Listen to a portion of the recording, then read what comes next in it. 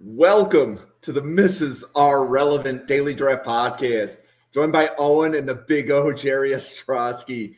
Jerry, what is going on in your Buffalo Bills and football world? Oh, not too much. We've been talking a lot of football, and as you can imagine, we've been talking a lot of Buffalo Bills passing game or lack thereof. So got a big one this week against the Kansas City Chiefs. Did a crossover show earlier today with former Chief Joe Valerio and his partner. Just diving into the tape and watching Bills film, Chiefs film, looking at some prospects in between. It's been good. It's been enjoyable. Cool. And Owen, it's good that we could rearrange nights to work around your high school coaching schedule. How are you tonight? Good. Yes, this is a bit weird. We were supposed to do this last night, and I ended up shafting Newt last night specifically. It wouldn't be a draft cycle if I didn't randomly not be able to make a show with Newt on it and make him forced to collaborate with somebody else real last second. So I had, I just out of traditions, kind of shake it out, get warmed up for that. So I felt like that was kind of keeping a tradition. But yeah, now we're back on this night. I shouldn't have any more complications like that moving forward. But I'm glad last night's show went well. I did watch the replay this morning at work, so a lot of the stuff I agree with. Of course, there's some disagreements between me and Newt, but we've been scarily on the same wavelength so far this season. So let's hopefully that continues with me and Newt here. But just like last week, me and Jerry were pretty in step, so I'm excited to get into some of these guys because this is a very, very so-so group when it comes to highs and lows with some of the players I watch. So I'm interested to see what Jerry thinks of it. So Brandon he's a loyal follower of Draft Professors, and he's a Texans fan. So Brandon, we know that the Texans need offensive linemen. We might be able to tell you some of these players and if they can help you. So we're going to cover these 9 players tonight. We're going to do Tellek Lockette from Texas State, Ryan Baer from Pittsburgh, Wendell Moe Jr from Tennessee, Armaj Reed Adams from Texas A&M, J.C. Davis from Illinois, Parker Brailsford from Alabama, Carter Smith from Indiana, Drew Shelton from Penn State, and Isaiah World from Oregon. And the first player we're going to cover is Tellek Lockette from Texas State. Shout out to Tellek. He follows Draft Professor. He has messaged me personally. He likes all the tweets that mention his name. Owen, what did you think about Tellek Lockette? No pressure, Jim, right? Just this guy's probably going to see this as soon as I say something. Yeah, you're up first, right in the chopping block. But to be honest with you, I'm always a big fan of guys from smaller schools. I'm not super bought into that you need to be at this, P4, Georgia, Alabama to make the league. Obviously, it helps, especially with matchups. But there are guys that, like, you watch them at lower level schools, you can definitely pick out and pull out the stuff that you really want to see when trying to project them there. It's a lot of projection anyway. That just makes it easier when it gets higher level competition. So when you go to Texas State, luckily Lockette played against one of the higher level competition teams this season with Arizona State, kind of having a good 1-2 year combo there.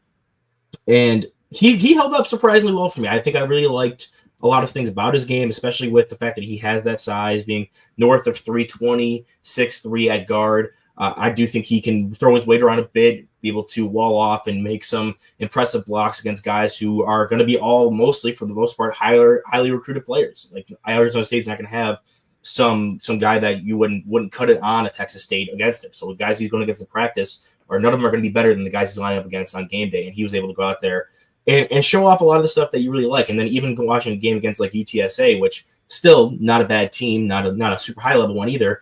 Similar things where you see him to be able to throw his weight around, be some more power blocking, man blocking scheme stuff that, and especially I think if I remember correctly, he's actually really good when it comes to like his pull positioning, aiming at the inside shoulder. He's not the fleetest of foot guy, but being able to have those proper kickouts and still aim and do that level of blocking despite having some athletic, not upside I would say, but not liabilities either. He's not someone I would say is the most athletic player.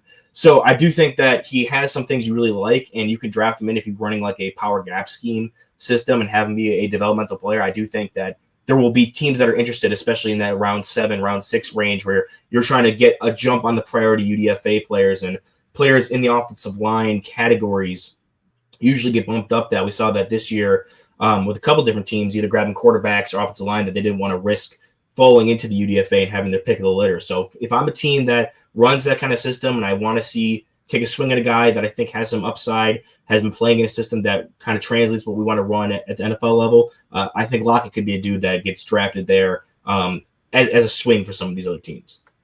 One thing I want to stay on, I didn't say it last week. I played 10 years as an offensive lineman in the NFL. I was cut 3 times, was on the practice squad a year and a half before I was brought up, and finally had the opportunity to play. So some people's paths to NFL stardom or being a starter or player in the NFL, their paths are different.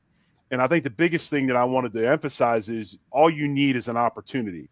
So a lot of times when I talk about these guys and different things, a lot of them are going to get opportunities, and maybe even some of the critiques you can use in the off season when the season's over to hone those things to get better, to help your opportunity. So I understand. I was picked in the 10th round. Like I said, I didn't have 10 rounds anymore. So it's not where you get drafted, or even if you do get drafted, you just want to make sure you get that opportunity, that one team that likes you, sees value in you, and wants to have you on the roster in camp, and then you go from there, and it's up to you. But when I look at Lockette, I mean, he's got a lot of things that are God-given. He's got natural strength, he's got natural size, he's got natural anchor. He's a strong guy. He's a small area quick guy. He's going to battle you. He's going to fight to finish blocks. He's got a very good pedigree coming from a high-level high school program in Florida, like St. Thomas Aquinas. The guy is reliable. And I was going to call his head coach, GJ Kinney, who's a friend of mine, but I didn't. I didn't want to get swayed either way, because I'm sure GJ was going to tell me. I wanted to see the film myself and make the evaluation myself without any bias. But, some things he does need to work on. I think one of the things that will help Lockette as he moves towards the evaluation process with teams and maybe the combine and those types of things, probably lose a little bit of weight. Change his composition a little bit. He's plenty naturally strong. He doesn't have to play that heavy. Some guys have to play at a higher weight just because maybe they lack some natural strength or anchor. He has all that. He doesn't need to be 327, might even be heavier than that. That's the program weight. So he needs to cut his weight. I would say try to get to around 315, 320 by the time he's doing evaluations with teams. It'll help his lateral quickness and his speed, which are some areas that he needs to get better at and refine those things, because when he refines that agility, it's going to refine his pass protection and make him better inside as well. So that's my biggest thing with Lockette. I like his power. I like his fight, his finish, and those types of things. But he is a developmental player because there's some stuff that needs to be honed and there's some stuff that needs to be refined. And that would be body composition, probably work on his punch. I'm not real sure. I'd like to get a read or get a verification on his arm length. I'm not sure how long his arms are, and that might have to do with some of the punch discrepancies that I saw on film. But the thing about this player is he is willing, he is able. The things that he has to work on are pretty easy to fix, but it's going to have to come from him. So I like the guy. I like these kind of small area tough guys that play guard. I'd like to see that kind of fight. He's one of those players. I think he'll help himself if he works on those things that I talked about. So, and Jerry, I have a real quick question with the point that Jerry brought up with that. Maybe you might not know the specific answer. Maybe you played with somebody who had to go through this, or maybe yourself. I'm not sure if this was a thing you had to deal with in your career. But when it comes to players getting drafted and having to find that NFL playing weight, how heavily does that impact their career, and how quickly they can get on the field when you're trying to find that weight while also honing your skills for a faster, more high-paced NFL game? Well, I can speak on this because that was me. I mean, I was kind of this guy. I had a lot of natural anchor ability. I'm naturally strong. I was too heavy. And when I got to Buffalo on the practice squad, I specifically worked with Rusty Jones, the strength coach, for 4 or 5 days a week. Almost kind of was his guinea pig on different things that he was trying to work on and figure out. And it helped me. And I think, coaches will see where you are. They'll cross reference with the strength coach. Hey, Ostroski's moving pretty well right now. What does he weigh? He weighs 318. Okay, well, that's where we need him. And things like that. And then there's also other testing that you can do, like, for instance, body fat tests. So if you're heavy, but your body fat is low, that's different, right? When you look at a guy like Proctor, I'm not, he's big. Not sure, he's pretty muscular too, right?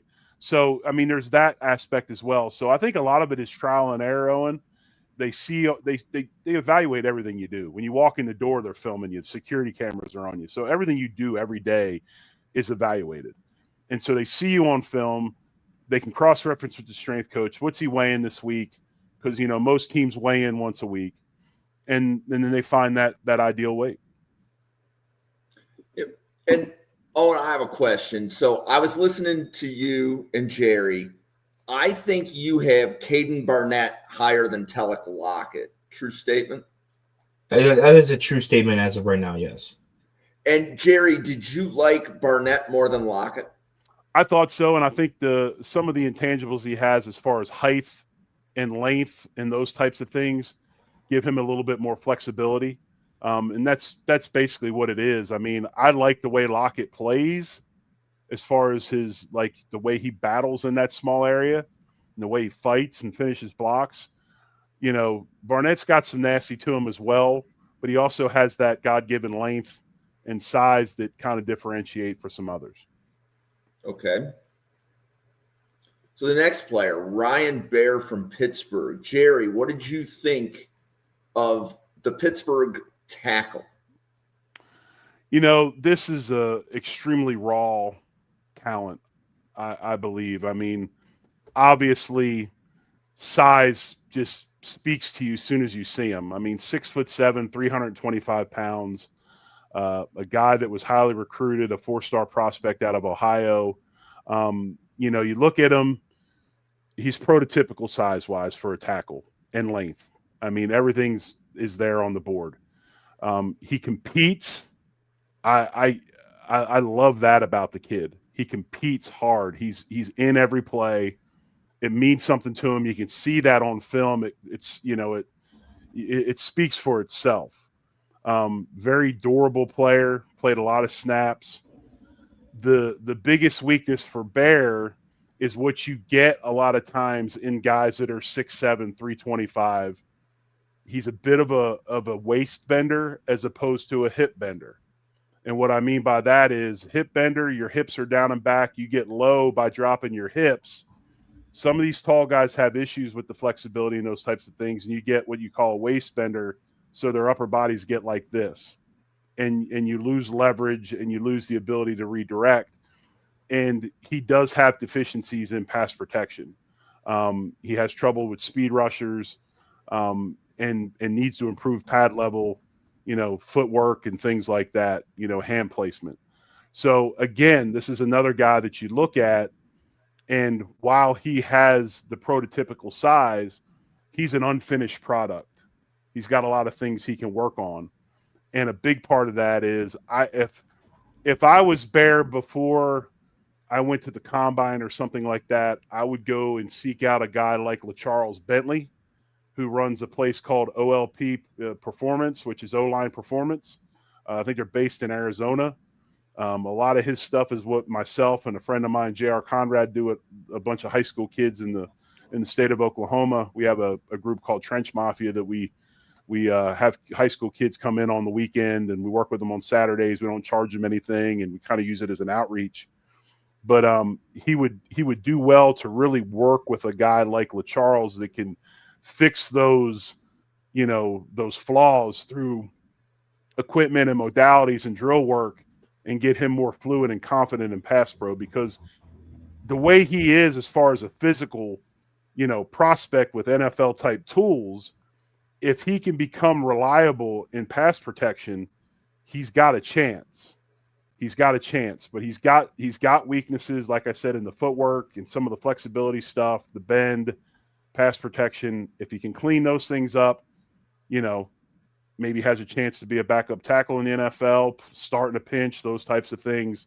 But he does have some things he has to work on. Yeah, so for me, this guy screamed a lot of like what I saw last year with a player I was rather high on compared to at least where he was drafted, which was Jack Nelson, the tackle out of Wisconsin, who was similarly to how, Jim, you have him listed here, was a 6'7" tackle in college who was projected because of some of the footwork stuff and ability to get beat with speed around the edge, projected to be more of an inside player. But the difference between him and Jack Nelson was Nelson had experience playing a season at right guard for Wisconsin. It was a couple of years before his draft season, so he may not have hit like that little extra growth spurt at like the age 20, 21, where he gets up over 6'7". That may have been before that. We wouldn't really know, to be honest with you, with how they kind of hide up these guys' previous heights and weights, etc. But for me, Baer's also a little different in that I don't think he has that natural flexibility like Jerry was talking about, where you want to look for a guy who can kick inside. Even though he's 6'7", he can still keep his pad level low and doesn't interfere with that quarterback's vision over the middle of the field. So that was also a question I was going to parlay for Jerry into this was you have guys that have played at guard that have been, taller per se, and they move them inside because you have all these attributes of Baer's game, like just the raw tenacity and power. You want to be able to exhibit that with some tighter confined spaces to help out with his footwork. But a guy being 6'7" and at 6'7" and stiff at that, especially like in his stance, how does that spell for like when you want to move that guy inside? Is there even a possibility of that with a player like Baer at the next level? There's a possibility of it, but you have to, I think the biggest thing about moving inside, besides the flexibility aspect, is does he have the quickness to play inside? Because now all of a sudden it's not just we've taken the outside speed rush and some of the deficiencies away with the footwork. We moved him inside. Those are all corrected. Not necessarily. Does this player have the quickness to play inside in that tight area? I'm not sure that he does. I think this is a guy that, is still refining technique and those types of things. And I just, the problem in the NFL is it's not, everybody likes to say, well, he can't block the speed rush. Well, if you watch a lot of the defensive ends in the NFL, it's like the Bosa brothers and, guys like that are not just speed guys, they're really good speed to power guys. And dudes like this have a really hard time with the speed to power guys because you're bailing out. You might lose your integrity, your technique integrity because you're so worried about the speed rush. Next thing you know, the minute they get your shoulders turned, their foot's in the ground and they're coming through your chest. And now all of a sudden you're getting run over.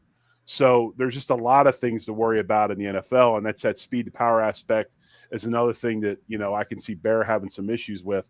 The other thing is, Owen, is this. Whenever I see a guy playing offensive line and I don't see one snap of him in a three-point stance, that's a red flag to me. It's a red flag to me.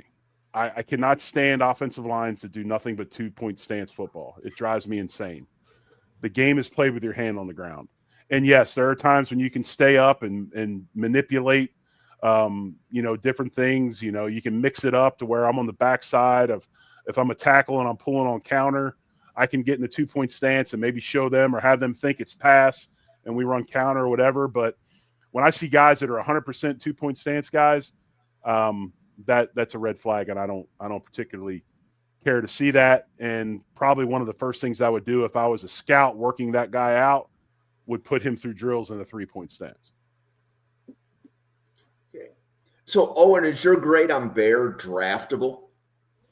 I have him. I projected him similar to how Jerry described him, with being like a swing tackle, depth offensive lineman ceiling, where you have a guy that can play at tackle, but you're not particularly excited if he's going to be your next man up, but he can definitely fill that hole. And if you need him to be a pinch hitter to get you out of a game, I think he has that ability to develop into that type of player. I don't think you're ever expecting him to be a starter regardless of where you draft him. So I have him similarly down low in like that round 6-7 grade. His offensive tackle tape, even if he was graded out as an interior offensive lineman, I think the positional value would still bump him up to being like one of those guys, again, similar to what we talked about last time, where he gets drafted in the 6th, 7th round because they want to get eyes on this guy, similar to like what the Bills did with Chase Lunt this past year, just to make sure that we have this guy. We think we maybe have a spot for him or have our projection on him over some other guys. We want to make sure we land him. It's kind of like your intro to priority free agency. Okay. Jerry, anything else on Ryan Baer, or are we ready for the next player? I think we're ready for the next player. Okay. So Wendell Moe Jr. from Tennessee. Jerry, what did you think? I love me some Wendell Moe Jr. I really do. this is what I was talking about when we were talking about Lockette, but then add all the other stuff to it that maybe he did not have. This dude is an in the phone booth guy. His technique is impeccable. I'd like to see an arm length measurement. That would be interesting. I'm not sure if he's got super long arms or not, but as far as natural body structure width, he is 6'2", but he's got a little bit of length to him. He's so wide. His technique is impeccable. He's strong. He's powerful. He has anchor. This is a guy, to me, you look at him and, you do some digging online on these guys before you talk about them. You talk about experience. He's had 2,257 career snaps. He's given up 2 sacks between Arizona and Tennessee at left guard and then some right guard. Really, really productive player. Watched a lot of them too, and watching and getting ready for this OU Tennessee game. He's a low pad player, has natural bend. He's solid in his anchor versus the bull rush. He can play with independent hands. He's dense. He's got a little bit of that feel to me. Maybe not as tall, but he's got that Marshall Yanda kind of feel to me. When I watch him on film, I really, really like him. He understands the game really well. I watch how he picks up stunts and blitzes. He's not surprised by anything. He's very efficient in his body movements. He's not out of control. We'll talk about some other players that I'm sure others have rated really high that have some body control problems later on the show. He's not one of them. I think he's a prototypical gap power scheme guy. He can run duo, inside zone. I could see this guy wearing purple, gold, and black and playing for Baltimore. I mean, this is kind of the Baltimore offensive guard when I look at this guy and think about him. I think with the height discrepancy, the 6'2", we'll see what happens with the arm length. I think he's probably an early mid day 3 guy, maybe around rounds 4 and 5 is where I see him, just because he doesn't have some of those measurables maybe that the NFL scouts love so much. But, man, I'm telling you, when I see a competitor and a guy that understands it and gets it done, I would have Wendell Moe Jr. on my football team. This was a guy that I literally out loud, my wife was in the other room and she heard me just talking to myself. And she's like, "What are you doing?" And I'm like, I'm just amazed watching some of this film, like some of these clips. I was like actively like exclaiming my excitement while watching his film, especially the games against like Georgia and Bama. Some of these teams were like, I talked about earlier, where I'm not going to put a ton of stock in a guy if he doesn't have those top-end competition to play against. But when you go out there and you perform super well against that top-end competition, then it starts to be like, okay, I can definitely see this translating super easily to the NFL level. I'm curious to hear what you have to say about this, Jerry, because I felt like despite being 6'2", 330, he moved really well for a guy his size, especially laterally. And I did feel the same way about you with the length, where I think he does have a bit of length to him, because especially when they had him do those guard pulls, but it was still the pass set guard pull where he was coming out and taking on the end man on the line of scrimmage. He showed some length even against some of the edge rusher guys. So I think there is some untapped length in there that you kind of can pull out a bit more. I'm not saying he's going to be an NFL tackle or anything, but he's definitely a guy that has those measurables where, like, okay, he's dense, he can throw his weight around, he finishes plays, he loves to absolutely bury guys. And you can also look at him and be like, okay, he fires out of his stance, he can get around and be a great puller, can lead through. I love his plays when he's out in screen blocks and just kills his opportunity to pancake some of these DBs. So he's a guy, you love his mentality. I love his athleticism for his size. I love the fact that he can weaponize that size, and it's not something that's really holding him back. So he's naturally this size. I mean, he's not a fat, sloppy 330. I mean, granted, anybody can lose a little bit of weight when you weigh that much, but still, he looks pretty clean.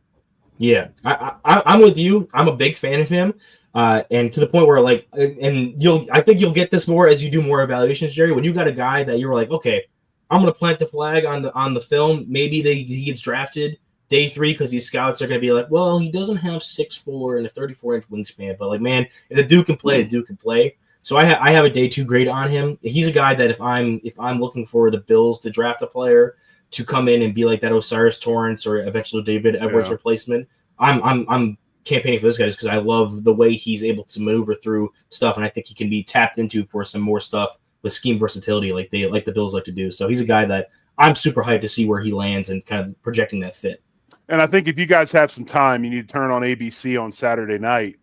They're getting ready to play in primetime game against the Oklahoma Sooners, who have a elite defensive line. So if we want to see him play against some elite competition, you know, I watched the Georgia film, I watched the Alabama film, but now I'm really excited to see him play against this Oklahoma defense that's not just a stagnant one-gap type playing defense. They run, stunt, and move all over the place. I'm really curious to see how Mo plays against this group on Saturday because they're high level. Okay, and now you see, you guys have me fired up because it took 3 guys into the podcast before we found a guy that we're all like rallying around. No, it is for me. It's nice to hear people like just talk and praise about offensive line because they don't get enough attention. So, well, here's the other thing. Here's the other thing, Jim, that makes him a badass. I mean, what offensive lineman doesn't wear gloves? I mean, he just tapes his thumbs up and goes and plays, right? I mean, we all wear gloves. This guy don't even wear gloves. I mean, come on now. Shoulder strap on the left arm, no gloves. I mean, you got to love this guy.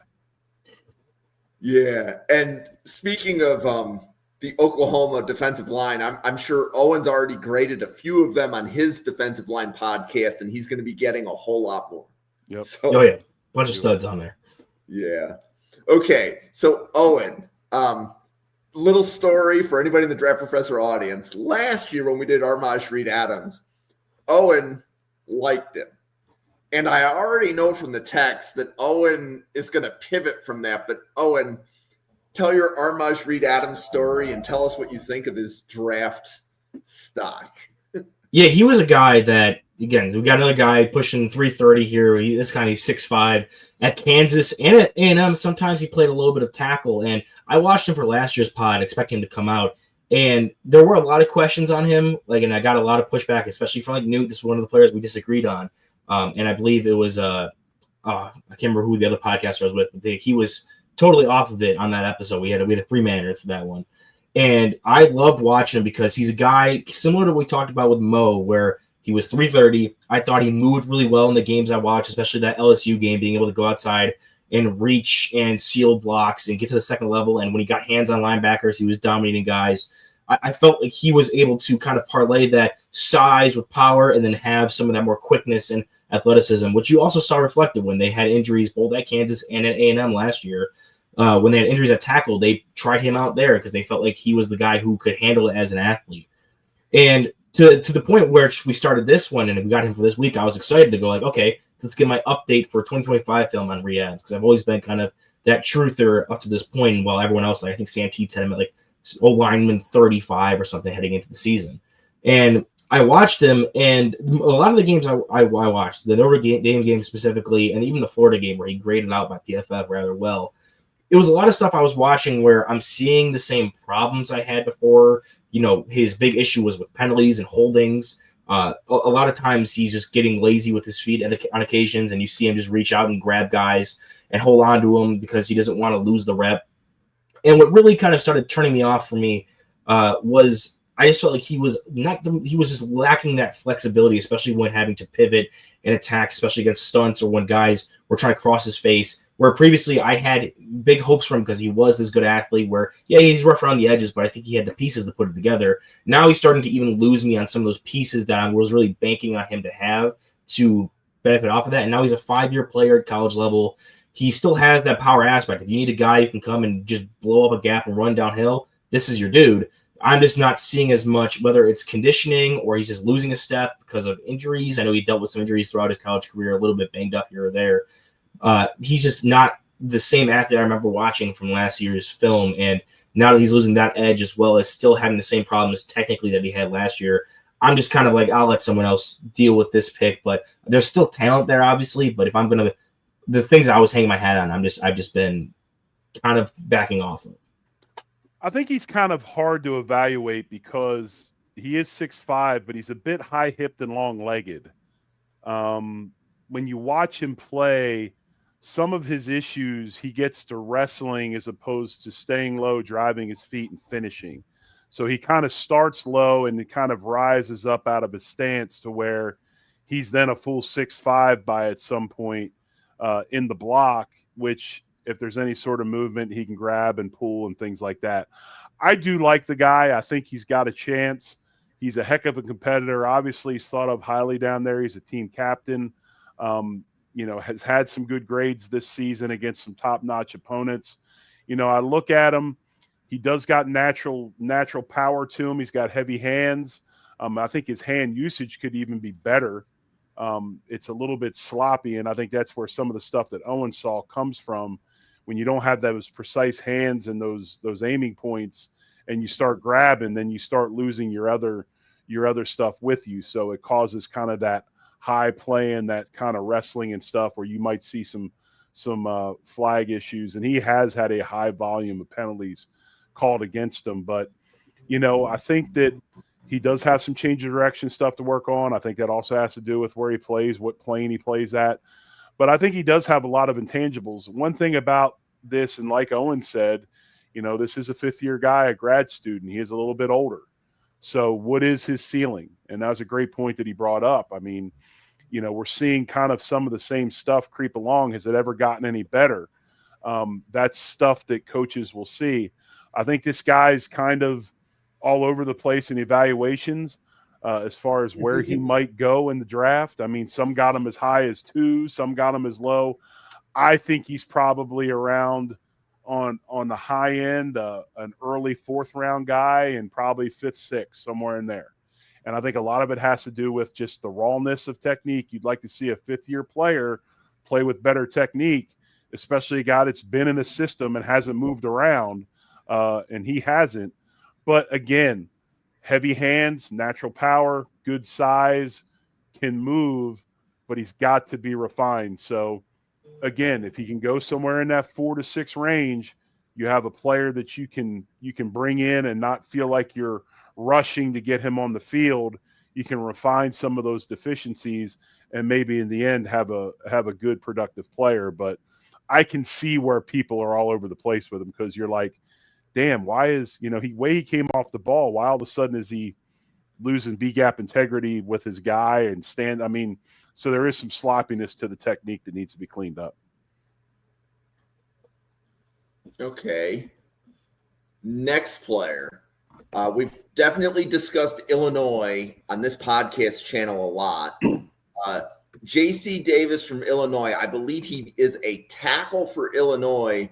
Jerry, do you see him as a tackle or interior player at the NFL level? He's going to have to play inside unless he gets some sort of urgency to the way he plays. He's got some natural movement to him. You can tell he's got some athleticism in there. I was pretty underwhelmed when I watched him on film. I wasn't real excited coming away from it. You see a guy like Moe and the way he fights, and Lockette and the way he fights, and, even Baer and his competitiveness. And then this guy right here at 6'5", 335, obviously playing left tackle, he's out of position. He's not a left tackle in the NFL unless he probably, somewhere along the way, refines that technique and finds some things. But, yeah, just a little bit underwhelmed for the way he looks in a uniform. I would say that he probably kicks inside. He's got a big natural frame.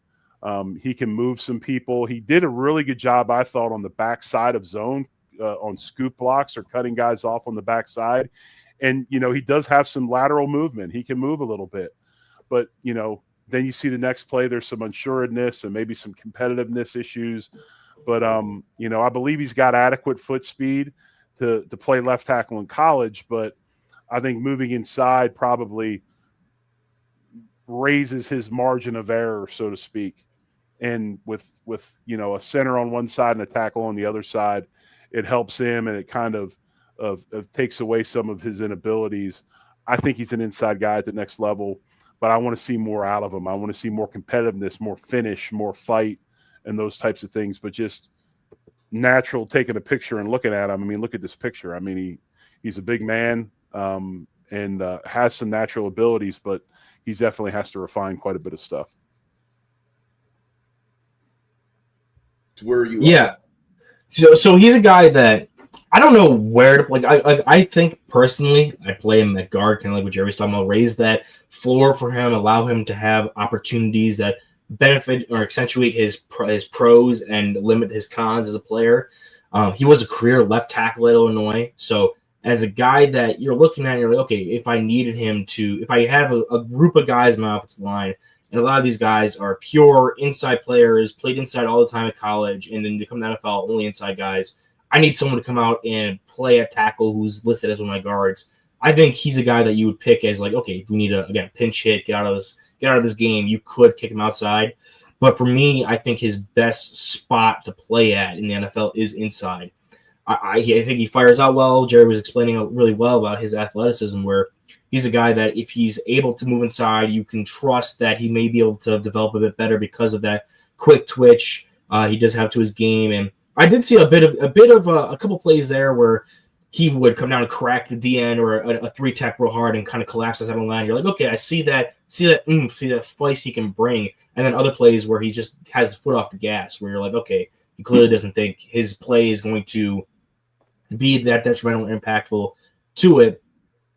And you're thinking, okay, is this going to be a guy that you're going to have to kind of put that fire into more so or not? And if he's faced with the challenge of having to move inside, is he going to be able to rise to that occasion and not be the franchise left tackle that he's been for Illinois? So as a guy that I think has the talent and the tools to be an interior offensive line player, that if you threw him there and gave him some time to cook, you could maybe get a startable guard out of down the line in his career, and potentially a pinch hitter at tackle. I do think he has some value, especially with that level of versatility. So I do like his overall, like Jerry was saying, size profile, athletic profile, put it all together. It's more so we're just missing some pieces that make you really want to stamp you down and be like, this is the guy I want to go and get if I'm going to take a swing on a versatile offensive lineman in early day 3 or late day 2. Like, is this going to be a guy that I'm going to take my swing on? I'd probably pick a couple other guys before him, but he's got the intangibles that you're like, okay, I can pull something out of this if I need to.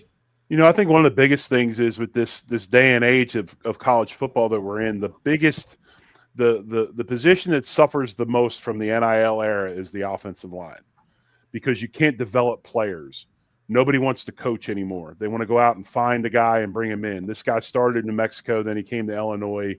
He's played 37, quite a few games consecutively, but still the development of the offensive line position in college has gotten less and less due to NIL and the way that coaches now just go out and buy guys that are closer to finished products than, really spending a ton of time on the high school kids. So I think it's harder to evaluate offensive linemen nowadays because they do have quite a bit of deficiencies in technique and different things like that. JC on this case shouldn't be that far down the road because he has spent quite a bit of time in Illinois, which makes me wonder about some of the things we don't see on tape. But yeah, it's definitely harder to evaluate guys, in the fact that development at that position is greatly lacking due to NIL. Okay, well, and we are definitely on the search in this class for some tackles, to your point, Jerry. We do have a couple of tackles we're going to be covering here and a couple of players, but there's definitely, I actually think last year there was more conversation at tackle than we're having this year. Right. But I'll let you and Owen tell that story as we get through more offensive line podcasts. Okay. Next player, Parker Brailsford from Alabama, 6'2", 290. He's a center. Jerry, what did you think? Your typical undersized, super smart, highly competitive, one position only player. When I see him, I look at this guy like Lou that we looked at from Auburn, in that realm. He's not going to play guard, I don't believe, for anybody. He is a multi-year starter at center for Alabama. He has had some exposure at right guard, but I think when you watch him play, he's a natural center. He's a leader at the position. He's quick. He's fast. He can play on the second level. He's got some pop and explosiveness to him, which lets him play at a smaller size, but he's not a naturally big man. It's funny that we're saying that about a guy that's 6'2", 290. We say that he's 6'2", 290. Is he really 6'2"? When he goes to the combine, he's going to be 6'1" and a quarter. We'll find out. But, I like the guy. I like the fact that he's got a lot of lateral quickness. You can tell that he understands the offense. He's very comfortable making adjustments to the line of scrimmage. He does have good hands. He has to have good hands because of his size and lack of natural power. He will try to finish and put guys on their back. He does a lot of that a lot of times with angles and feet and leverage, because he is a pretty good technician. So I like him. You can tell the leadership side of it is what has me excited about him. But again, when I look at him on film, this to me is a guy that is I need a dude to play at center. I need a leader for my group. This is one of those guys I would draft and put in the lineup and say, okay, run with it, because I think he's a good player, and he's played really good competition while at Alabama, obviously playing in the SEC. Just if you want that bigger, thicker kind of, Creed Humphrey type center, he's not going to be your guy. You're not going to put a bunch of weight on him. This ceiling of what you see is what you're going to get, especially physically. You'll see some different things, and he'll get better at some different stuff as he plays at the NFL level. But really, as far as upside, he's kind of a finished product. Did you like Connor Lew or Parker Brailsford better, Jerry? I like Brailsford because I do think Brailsford tries to play more physical. I think Lew is a good technician that's really smooth and fluid in movement, and he's a second-level guy. He's an outside zone type guy, can direct the group. I like Brailsford because he will try to find work. And what I mean by that term is, ball snapped, they're in pass protection. He has nobody rushing on him. Both guards have dudes on him. He's looking and scanning, trying to find somebody to go hit, trying to find work, trying to be involved in the play, as long as it's not detrimental to where he's supposed to be in his pass protection and techniques. So I like Brailsford a lot. You're kind of figuring some things out with me, I think. I'm a big fan of the guy that maybe isn't prototypical, but has a competitiveness and a desire and a willingness to play and play physical. I think those guys are highly important, and I would put Brailsford more in that category than I would Lew, personally. Okay. Owen, what do you think on Parker Brailsford? So you just got to keep throwing these turncoats at me, Jim. For those who don't know, I'm a Washington Huskies fan, and Brailsford was a starter for them as a redshirt freshman the year they went to the championship, and then he followed with Kalen DeBoer to Alabama when he took over from Nick Saban. So there's a lot of players this year that are getting talked about coming out of Alabama that you go to look at where they started at, and it's like, oh, they were at Washington, especially for that championship run team. Great. I got to talk about another guy that left us and allowed us to stink last year. But anyway, the player, Brailsford, the player, not the transfer. I like him a lot. I think Jerry hit a lot of the key points that I was going to go over. One of those guys that you're going to look at. It is so impressive that when I can move frame by frame in what I use to watch film. And when you see as soon as the ball is snapped, he's the first person moving every single time. He's got that advantage off the snap, off the ball, regardless, even though he has to be operating in that, make sure the snap operation is clean and successful, and then getting into his blocks afterwards. He's consistently the first guy out of his stance every time, and you want that out of your center. That's one of the why I weigh explosiveness for interior offensive players so heavily, not just because they need to be able to change direction and react to these quicker interior defensive linemen that need to have short area quickness over maybe some longer speed to rush the outside, but you also need to be able to get into your guys, especially at center, when you're that much space is condensed. And especially for a guy who isn't over 300 pounds. Reminds me a lot of when Cam Jurgens was coming out of Nebraska. Cam Jurgens, I think, ended up weighing in at the combine 6'2", 303 or something like that, but definitely packed on some weight from when he was at Nebraska. He was definitely a guy that was undersized, and you looked at him like, okay, this is a center that is playing really well and can move around and reach block, seal off, wall off guys in the run game, get to that second level, be that guy to get a hat on some of these linebackers when asked to combo through a D tackle and help his guard overtake and then get up to the second level.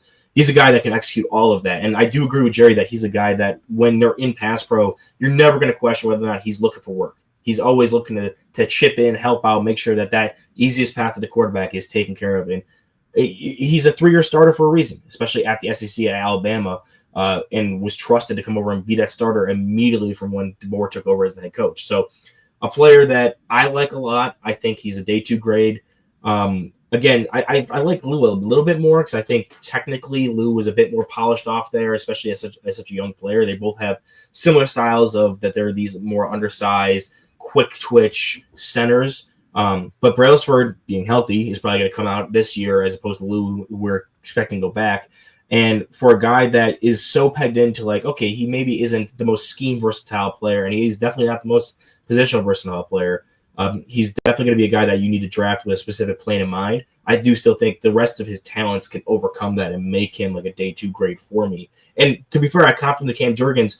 I thought Cam Jurgens was a center through and throughout, needs to be a move blocking player. And when the Eagles drafted him and they already had Jason Kelsey, and this was a few years before he even retired, he ended up coming in, playing guard, and then putting on some extra weight. And now he's their starting center. But he was a guy that showed that like, he was willing to take the next step and add the weight and play inside at different positions. So I'm not going to really go out there on a limb and doubt some of these guys when it comes to whether or not they can maybe move inside to other positions. There's guys you watch and like, okay, I can kind of guess that. But for me, with how much I saw of Brailsford and compared him to Cam Jurgens, I don't want to be too quick to rush into that. He's super scheme specific.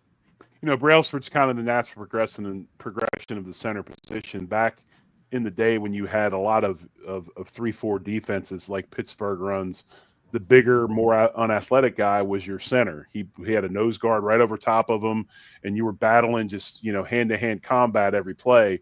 As the offenses progressed to zone schemes and the center became uncovered when they covered up both guards, and you had the smaller, undersized middle linebackers that were running all over the place, you kind of progress to more of these smaller, more athletic centers.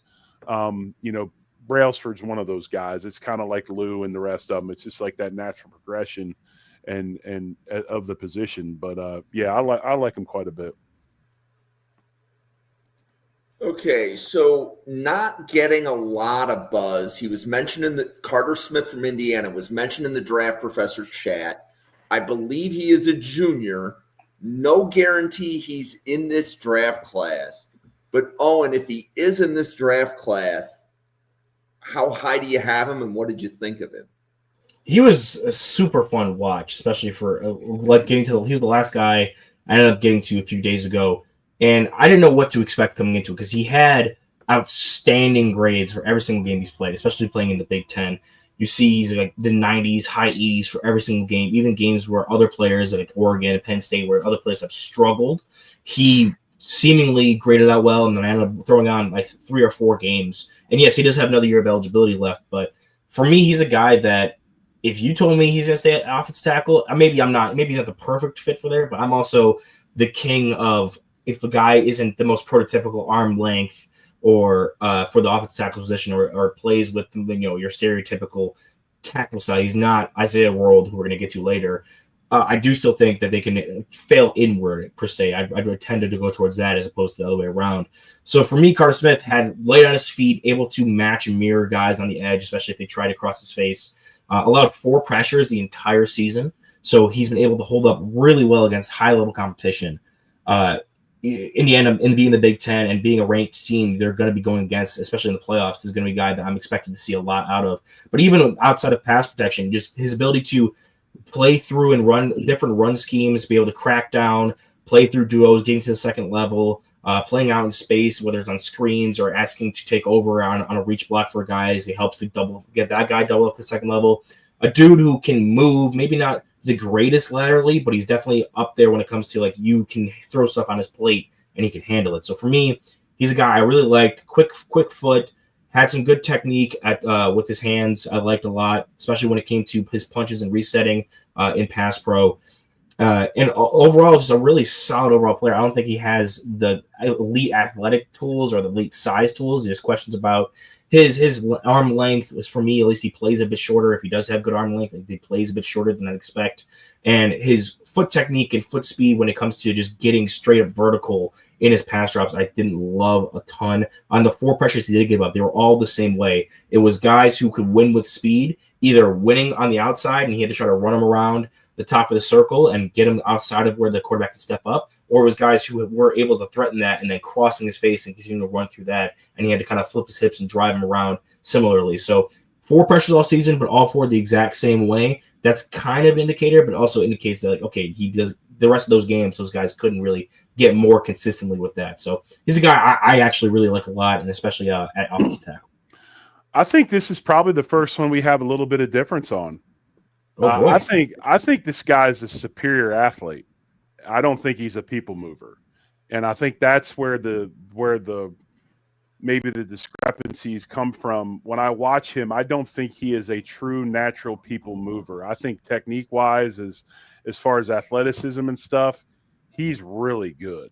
I think he's got good feet up until October 28th, because as I do these evaluations, I put my notes down and then I cross-reference and stuff and found something on him to where up to that date, he's, obviously, like you said, he had 4 pressures, but hasn't allowed a sack this season. I think he's really smooth in some of his vertical sets, and that's what he does. He's not a drive catch phase pass setter. They vertical set at Indiana, which is get with and then you're straight back, as opposed to working on that kind of angular track that you get when you're a drive catch guy.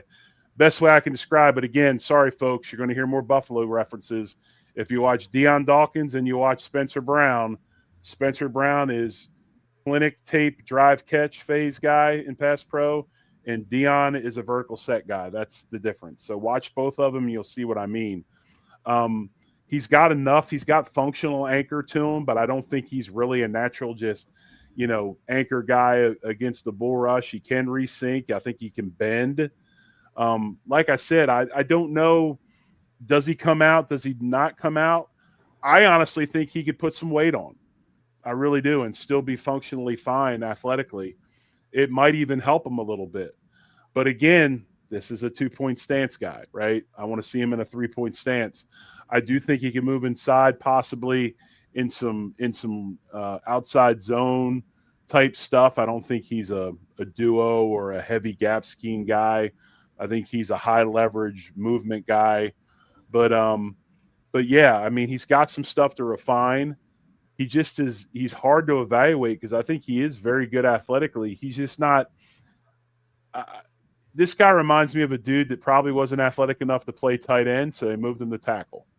And now he's kind of a bit of a skinny tackle that's trying to find his way and develop, so to speak. So I would say probably I'd like to see his arm length like Owen. I think he's adequate. I don't know how long he is. I'd like to see his arm length verified at the combine or in some scouting situations with scouts. If he was to come back, it probably would help him, but it's not going to change who he is. I just think he's a bit of he's an outlier, a little bit of an outlier. He's playing left tackle, high movement guy, not much natural strength and people moving skills that's still trying to find his way. So I like him. I think he's a good player. I think he's going to make a team and play just because of the way this league is so pass protection dominant as far as their offensive linemen that they like. I think he'll fit in somewhere and play for somebody. But yeah, he of all the prospects we've watched so far, I think he's the most interesting one that we've evaluated. Yeah. Owen, was your great top 100? Oh yeah, it was. It definitely was. I think I maybe undersold it a bit with my description there. I definitely do think. Let me try to phrase it right. I think he's a good athlete when it comes to lateral movement, taking over, reach blocking, like in that outside zone scheme. He's probably he was another guy that I was like eye popping, like wow, was when he's able to get to the second level and the way he was able to hit one guy going to his right, and as that backer is starting to come down and fill, bend back against his momentum of his body, plant, come back and make a block on that guy on his left side and have some more hip flexibility to do that and ability to have that kind of side-to-side explosiveness. So I do think he's a good athlete. I think where I have the question mark is not only does he have length that I have a question mark on, so when it comes to evaluating as a tackle, but when he does have those shorter sets, like you're talking about his style of set, when you don't have that length as well, and then now you're giving up that outside, and like I said, the 4 times he did get beat this year was when he was giving up the outside or oversetting to then compensate for that, and that guy was able to cross his face and drive across, especially I think the Missouri game. So I have questioned if he's going to be a straight-up tackle in the NFL. Is his length going to check out? And if it doesn't check out, can his ability to move in those vertical sets with his technique able to overcompensate that? Because I'm always in love with guys who don't have maybe the prototypical arm length to do it if they can still make up for it and they look comfortable setting like that. But at the same time, if you're going to get beat like that and you have short arms, I wrote down I would try him at tackle regardless of what happens. I think my eye test tells me I think he's in tackle. But I think if he doesn't make it a tackle, there's a high upside guard prospect here. So you're taking him high regardless because I think he works out at either position. It's just whether or not can he be at that more higher value position than maybe perhaps an interior offensive line. I think the weird thing with this guy, Owen, is he is so technique driven. He almost has, even though he's a good athlete, there's still kind of a robotic feel to him because it's like the steps are absolutely, they're perfect and they're little chops, and it's almost like drill work within the game. I don't know if that makes sense. And then I think some of the other stuff is because he lacks kind of that natural, that natural power in him, he gets a bit of that sometimes, that high hand, and I'm going to bend my back backwards and my chest up to try to stop stuff, as opposed to being able to stop it just with sheer size. I get what you're saying. I mean, he's difficult to evaluate, but it'll be interesting to see where he ends up because, he's definitely got some ability. I like him. Okay. So we have 2 more players to go. So Drew Shelton from Penn State. Draft professor Anthony Russo had Shelton in his top 5 tackles coming out of the summer. Jerry, what did you think of Drew Shelton from Penn State? Well, I think Drew Shelton, athletically, ceiling-wise, size-wise, all of that, has all the things you want. I mean, he's highly desirable.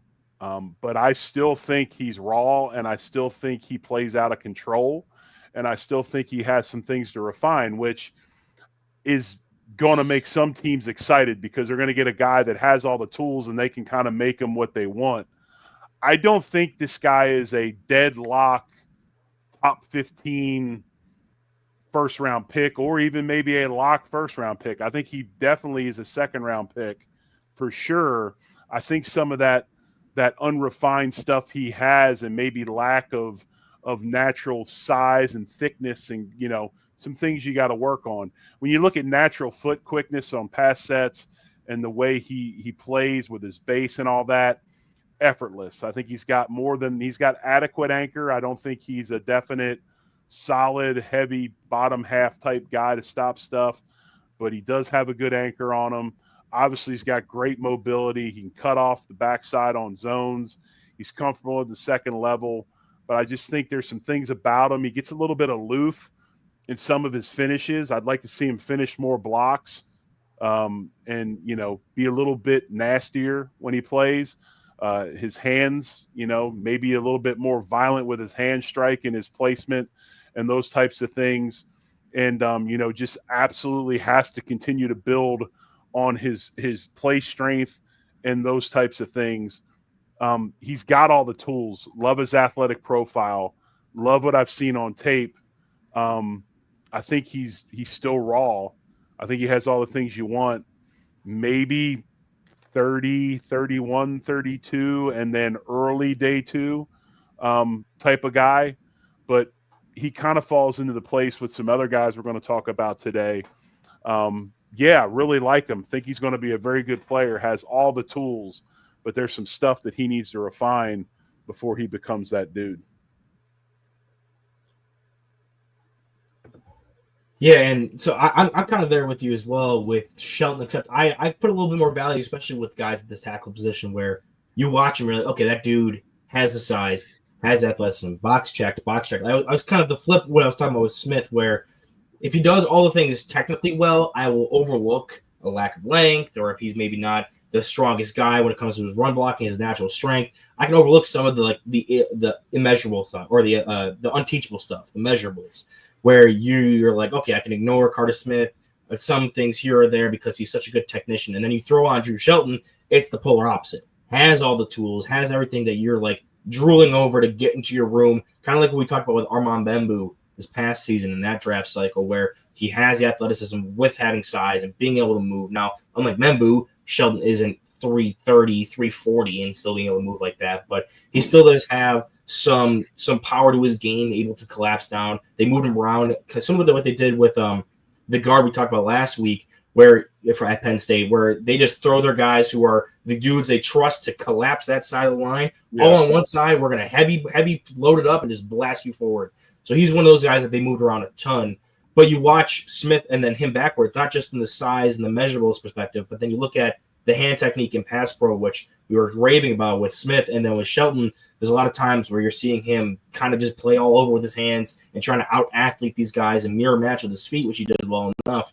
But then his hands aren't able to really follow along with that. And he's far off when it comes with that level of skill. So if I'm a team that is in need of a tackle help, but maybe can survive with a guy who's a little more raw, I have 3 or 4 other decent to good starters on my line, and I can survive having a guy that needs some on-hand experience, and I'm in the back half of if I'm the Chiefs and I'm at 32, I need a guy who's high investment. I can put a pick into, gamble on him to be a player that can come in and eventually be my starting tackle for a long time, but I can work around him a bit more. This is the guy I'm gonna peg for, that's my player. So I definitely love the measurables and the unteachables. I don't like the lack of technicians, kind of like what Jerry was talking about. But if I'm going to be a team that's on, especially on a tackle, going to throw that in there, it's similar to quarterbacks. This is the guy I'm going to throw it at. Okay. So, Owen, one error to your logic. Buffalo's picking at 32, not Kansas City, but just saying. Owen, what did you see with Isaiah World from Oregon? Yeah, so sticking with the measurables train and just keeping it chugging down the tracks. 6'8", 318, just a guy that is absolute mountain. And I was a bit worried. When you see those measurables, there's some guys, they're either going to be talked about as, top-tier prospects because they're that size and they can move, or you're looking at this guy, okay, he has some heavier feet, he can't move as well. For me, what I liked about World specifically was in the games I watched, especially that Rutgers game, the utilization that Oregon used with him was as a lead blocker. Some of his best plays was when he's pulling and they had the guard kick out and him follow through as a puller on quarterback designed runs, like a quarterback C play where you're pulling both guys and you're expecting that second player to be the follow through and get out in space and just find the next available guy, or on a screen where you're having him get lateral and run out to the numbers and clear out a corner or clear out a linebacker. World was able to do those things and look comfortable doing it despite being this gigantic mountain person out there. Now, I don't think he has an elite ability to move, especially in vertical sets, but he has that length that, even if he's the slower-footed player of the two, he gets hands-on so quickly to guys that sometimes he can neutralize it. So I think he's a good athlete, especially for his size. And when you're looking at players that, they check the measurables box. He goes out there. He can throw his weight around. Despite not being, these 330, 340-pound monsters, he's able to chip guys, and they go on the ground, and he's able to move on to the next player because he's already disregarded that defender and let his guard fall on him for that pancake sticker at the next team dinner. But he's able to move on and be that next fill-in blocker after that and still have that movement, keep his feet going. And for the guy who has all the size, the fact that he can move as well as he can, especially in those abilities where you want him in space and being the guy that if you have a 6'1" linebacker, he's not winning that fight unless he tries to cut his legs out. That's what you really look for, and that's what pushes these guys up these boards. So for me, World has the size, has the length, and has the movement that you're okay, even though there's some warts when it comes to some of his other elements of games, especially when faced with some of these higher-end pass rushers, I can live with that and allow this guy to go out there and just be a monster. I think he's another guy that has elite size with rare athleticism for how big he is. He's pretty fluid in his movement. You see in his pass protection, he's able to handle speed rushers. and things of that nature. I do think his pass protection technique is getting better. His run blocking technique definitely needs to get better. I think if he lacks somewhere, it's probably in his run blocking development. He needs to work on his pad level and his leverage.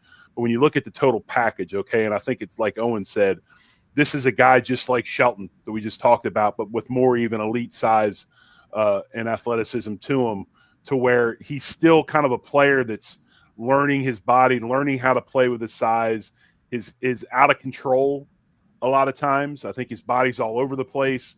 He's very, very similar to Shelton when I evaluated both of these guys. I think, both of them are NFL frame type guys with that rare athletic ability. He's just got to get better in his run blocking. He's got to get better in his consistency. And, I think sometimes he gets penalties due to the fact that he gets himself all over the place and out of body position and out of balance because he's out of control. But a guy, again, that if you maybe have somebody to get you through, this guy has the potential to be a Pro Bowl type guy, but you're going to have to be patient with him. I don't think you can just show up, draft him, and say, this is starter from day one. I think he's got some things, maybe he starts halfway through the season. Maybe he rotates, whatever, get his confidence up and get him going a little bit. Because, Jim, I think the biggest thing that they do with these kids nowadays, and when you don't have a guy like, the LSU lineman that the Patriots took this year. Will Campbell. Yeah, Will Campbell. When you don't have a guy like, there's not very many Will Campbells. Not very many guys are coming in off the street or getting picked in the top 10 and are going to play at a level they play at right out of the box. Those guys are very, very rare. So you've got to have some patience with guys like this, like Isaiah World. Too many times we see them take a guy like this, throw him right into the fire, and the first thing that happens is they get put in a blender, confidence is gone, they're chasing their tail, and then they never reach potential because they never had the opportunity to just sit back and learn and develop. And like Shelton, I see World in the same situation. I mean, a guy that if he was taken mid-first round, I could see a team falling in love with this athlete that's, 6'8", 318 and not be shocked. But I think it's buyer beware that you got to have some patience with him and let him learn some of the things that he needs to work on and let him do some things in the run game and catch up. Because right now I see an athlete that's got ability, but he's still out of control and kind of all over the place trying to figure it out. I think there's some comps out there, a lot of people comp him to Spencer Brown, maybe Colton Miller. But, potential, yes, Pro Bowl potential. But they've got to, they got to have some patience with him and let him catch up a little bit. Okay. So those were the 9 players that we were going to cover. So, Jerry, question for you. We got a question for you from Brandon in the chat. Who is your favorite offensive lineman from last year's draft class? From last year's draft class? I didn't evaluate linemen like I did this year. I don't know. That's a really good question. What rookies are popping off to you? Like you were talking about Campbell. Obviously, you've seen him a ton. Right. Campbell I like a lot. I saw him play quite a bit when he, at LSU. Not, there's a guy that doesn't have prototypical arm length and is doing just fine. I like Campbell. He's a good player. I'm trying to think of some other players that are playing that are the young guys that maybe I remember. Slipping my mind right now. Okay. Well, here's the 9 offensive linemen that we're going to be discussing next week. Lyndon Cooper from Pittsburgh, DJ Campbell from Texas, Caden Proctor from Alabama, Jude Bowery from Boston College, Emmanuel Pregnon from Oregon, Giovanni El Hadi from Michigan, Inez Cooper from Miami, Jake Slaughter, the center from Florida, and Lance Hurd, the tackle from Tennessee. So we're going to be going through the offensive line, about 8 or 9 players per podcast, hoping to find the offensive linemen that are drafted in rounds 1 through 5. Owen, you want to let everybody know about the weekly huddle and all of the other content that you make? Yeah, so I'm over on Twitter at Weekly Huddle as well as at YouTube at Weekly Huddle. I post content occasionally, I guess at this point I could say, over on the YouTube channel, especially now with a busy schedule. You catch me in the winter. I'll be grinding in the winter when school season kind of lets out. But for now, while I'm just having this short little bit of time I have to talk about these prospects, I'm covering around 16 each week, not 8 usually with Jerry here, usually on Tuesdays. Usually we're on Tuesdays, but tonight we're on Wednesdays. And typically on Wednesdays, I'm with Newt covering the other side of the line of scrimmage there with the D lineman, which I really love getting able to watch both sides because I watch one player for 1 week, and then the next week I'm watching offensive lineman. And that dude I watched last weekend for the D-line podcast is on the other side. And I'm like, okay, I know how I feel about that guy. Let me see how my new player matches up to him. So it's a real fun process to be able to watch both sides of the ball and then kind of comp those guys to each other and see how they match up, especially like it's my own personal Senior Bowl every week. So I'm having a great time here on the Draft Professor, and I'm going to stick with it for as long as Jim allows me. Oh, you are welcome here anytime. We cannot function without you. Jerry, yes, you sir. want to let everybody know about all the other podcasts that they can find you on? Yeah, so you can find me, Joe Miller, and John Fina, former teammate of mine with the Buffalo Bills. We have our own Bills content channel called Overreaction Buffalo Sports Network. You can find us on YouTube. You can find us on all major podcasting platforms. We've got about 4 to 5 shows a week. Actually, we got John's shows on Off Tackle with John Fina on Monday nights, On the Beat, where we interview a beat reporter on Tuesdays. My show, 7 Days to Sunday, with Zig Fracassis on Wednesdays. We've got a show with Anthony Marino called the Walkthrough. We've got a betting show called Mafia Bets on Thursday, where we've got guys talking about parlays and all that. So we've got the week covered. And then also I do Bill Squad with Joe Marino and Jeremy White, and we do that 2 days a week, usually Thursday and then right after the game. So tomorrow at 1:30 Eastern time, we'll be on YouTube with Bill Squad, our second Bill Squad of the week, because we did one on Monday as well because Joe went to the game. So we had to do our post-game show on Monday.